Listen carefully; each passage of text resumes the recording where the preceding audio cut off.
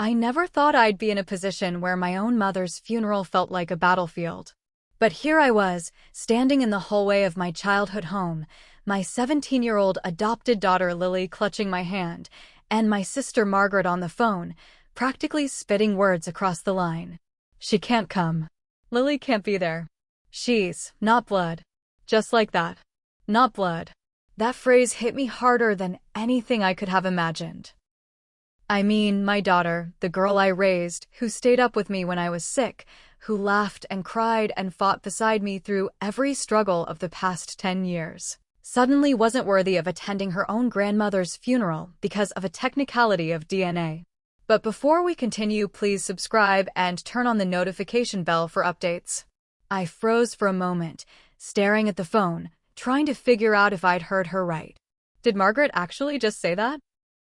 And the more I thought about it, the angrier I felt, not at Margaret really, but at the twisted idea that family was only defined by blood. But I didn't argue. I didn't beg. I didn't scream. I simply looked down at Lily's wide, confused eyes and said, "Then, we'll stay home." As we packed our things, I could feel her tiny shoulders shaking, holding back tears she didn't want me to see. I tried to distract her with stories, silly jokes, even pulled out some old photos of her and my mother when she was little, but I could feel the tension building. Every fiber of my being wanted to march straight into that church and tell my siblings exactly what I thought of them, but I restrained myself. Sometimes the quietest moves have the loudest impact. And yet, even as we sat in the car, watching the black limousines pull into the driveway, I knew this wasn't over. Something was brewing beneath the surface, a tension in my family that had been simmering for years, just waiting for the right moment to explode. Little did I know, that moment would come the instant the lawyer started reading my mother's will. What I did next was quiet, almost invisible, a subtle shift that no one saw coming. And yet, it would change everything. The family that had tried to push us out would be the ones who lost the most. But at that moment, sitting beside Lily, comforting her as she tried not to cry, I had no idea how explosive the aftermath would be. No one did. And the truth is, if you think you know where this story is going, you're in for a surprise. They told me Lily couldn't come. No discussion, no compromise, just a cold, final decree. Margaret's voice over the phone was sharp, almost triumphant. "She doesn't belong, Sarah. This is our family, not hers. She can't be there." I remember feeling a sudden, dizzying mixture of shock, disbelief, and a quiet fury that coiled in my stomach like a living thing. How could anyone, let alone my own sister, look at my daughter, my child, and decide she was less worthy of attending her grandmother's funeral because of something as arbitrary as blood? I took a deep breath and looked at Lily, who was standing by the doorway, clutching a stuffed animal she had brought from home. She had that look. The one where she's trying to be brave, but failing miserably. Her lip trembled, and I realized she was holding in a storm of tears. "It's okay, sweetie," I said, my voice firmer than I felt. "We'll stay home together." But inside, I was shaking. Anger, heartbreak, and disbelief tangled in a tight knot. This was supposed to be a day for mourning my mother, for celebrating her life, not for my family to make Lily feel like an outsider. As we packed quietly, memories of my mother and Lily together flooded my mind. I remembered the mornings they baked cookies, the late nights Lily stayed up with me when I couldn't sleep, the afternoons in the garden where my mother taught Lily how to plant roses. And here I was, watching Margaret erase all of that history with a single sentence. I wanted to yell, to storm the funeral and demand respect for my daughter, but something held me back. Sometimes silence is louder than anger. We arrived home and tried to make the day bearable. I pulled out old photo albums, laughed over memories, and shared stories of my mother's quirks, hoping to distract Lily. "Grandma Evelyn loved surprises," I said, pointing to a picture of Lily holding a ridiculous hat my mother had made her wear. Lily giggled, but her eyes still shone with hurt. I realized that this wasn't just about a funeral. It was about recognition, about being seen as part of a family that some people refuse to acknowledge. And yet, even in that quiet living room, I could feel a tension building. Margaret and the rest of the family were walking into that church, thinking they had won, thinking their definition of family would go unchallenged. But little did they know, the real reckoning hadn't started yet. Because the will, the one document that could expose the truth of my mother's love, was about to be read. And when it was, everything would change. The room was thick with tension as we all filed into the lawyer's office. Margaret walked in first, that smug, self-satisfied look plastered across her face, like she already owned the day. David trailed behind, nervous, shuffling his feet and avoiding eye contact.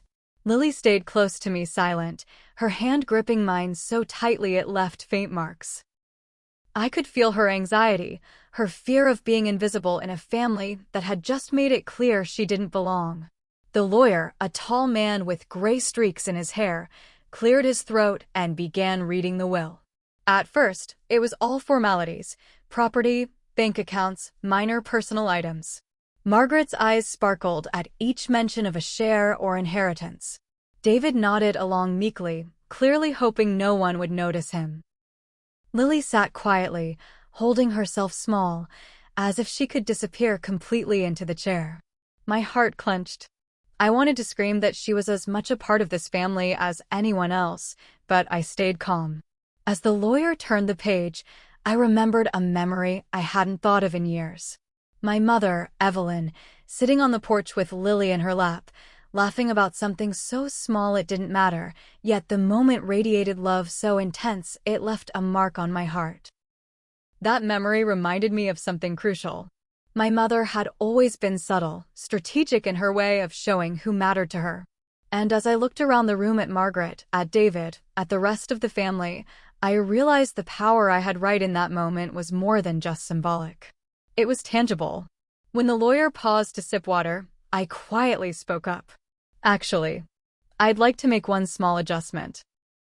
The words barely left my mouth before Margaret's head snapped toward me, eyes narrowing in disbelief.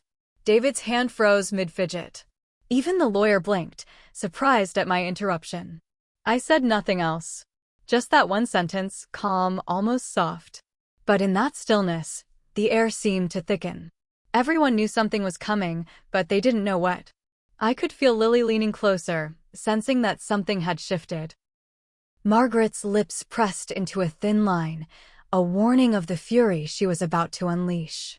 And in that quiet moment, I smiled inwardly, because I knew the tiniest change could unravel everything they thought they controlled. The anticipation was intoxicating. But no one had any idea what that small adjustment would do. No one had any clue that the family's smug certainty was about to implode. And when it happened, the consequences would leave them speechless. And Lily finally recognized as the family she always was. What happened next would leave everyone in the room stunned and change the course of our family forever. The room went silent. You could hear a pin drop as the lawyer looked from me to the rest of the family, eyebrows raised. The small adjustment I had quietly made was now on the table. I had added Lily's name as the primary beneficiary of a portion of my mother's estate that no one expected. Her most cherished possessions, the ones she had always treasured but never spoken about publicly. The jewelry, the letters, even the family cottage in the countryside, it all bore my mother's name, and now it would belong to Lily. Margaret's face went red, her mouth opening and closing like a fish out of water.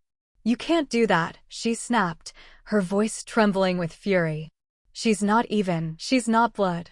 This isn't right." David shifted uncomfortably in his chair, looking like he might disappear altogether. But Lily, for the first time that day, smiled. Not the small, forced smile she had been giving me all morning, but a genuine, radiant smile, the kind that lit up her entire face. She finally understood. She belonged. I stayed calm, my voice steady as I reminded everyone of my mother's words, her subtle lessons about kindness, loyalty, and love being more important than bloodlines. Margaret scoffed, trying to cover her anger with sarcasm. "So this is how Mom would have wanted it," she said, voice dripping with venom. But the room was quiet. The truth was undeniable. Evelyn had always valued the heart over the bloodline, and now her legacy reflected that, leaving no room for argument. Lily reached for my hand, squeezing it tightly. "Thank you, Mom," she whispered. I smiled back at her, feeling a weight lift from both of our shoulders. The injustice, the exclusion, the cruelty of being banned, it all melted away. And yet, even as we savored this victory, I knew the fallout wasn't over. Margaret's fury simmered just beneath the surface, and David's guilt hung like a shadow. The dynamics of our family had shifted irreversibly, and some battles would linger long after the funeral ended. As we left the lawyer's office, I glanced back at my sister. Her glare could have burned a hole through the wall, but I ignored it.